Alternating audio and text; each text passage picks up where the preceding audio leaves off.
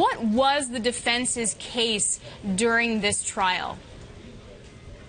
Well, the defense knew going in that they didn't have much of a case.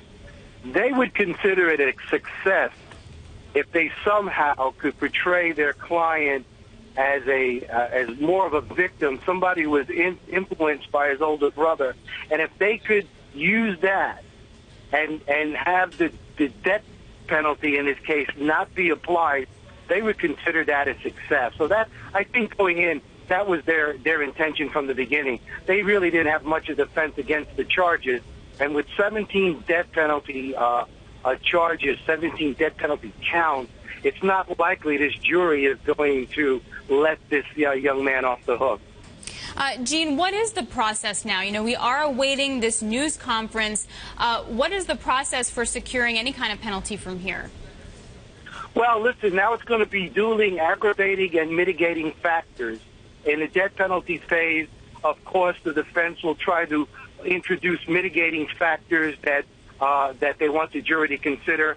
And the prosecution is going to introduce, and they've already introduced, a myriad of aggravating factors that are going to support their case that, in fact, this young man should receive the death penalty. So the defense, again, is just going to try to portray their client as somebody who was overly influenced by his evil big brother, and really he didn't really want to commit these crimes, but somehow got wrapped up in this event by his brother. So I think that's what you're going to see taking place now. Tom, what does a day like today mean for Boston? Well, there's just a sweep of emotion, Alex. I mean, you know, as I sit here, as I talk to people in the city, we are relieved at once. We are still angry at what happened. There is a sense of closure. The mayor, Marty Walsh, issued a statement moments ago saying those incidents are staying with us. They left a mark on our city. But that he's glad that this phase is over, looks forward to a swift sentencing. I think we can all agree on that. It does at the same time dredge up these emotions.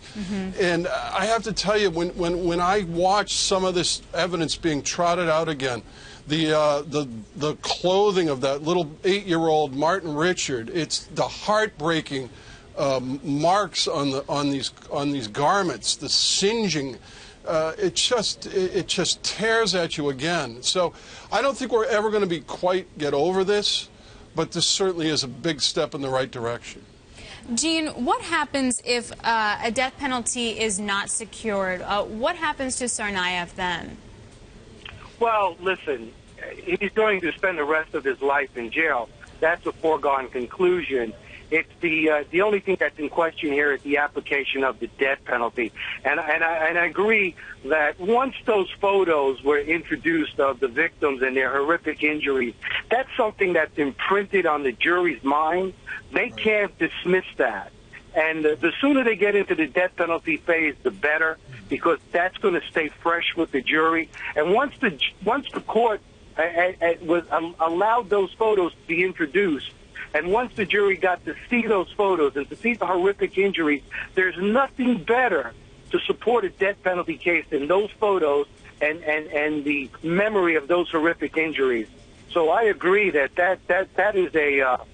is something that a jury's going to not likely dismiss.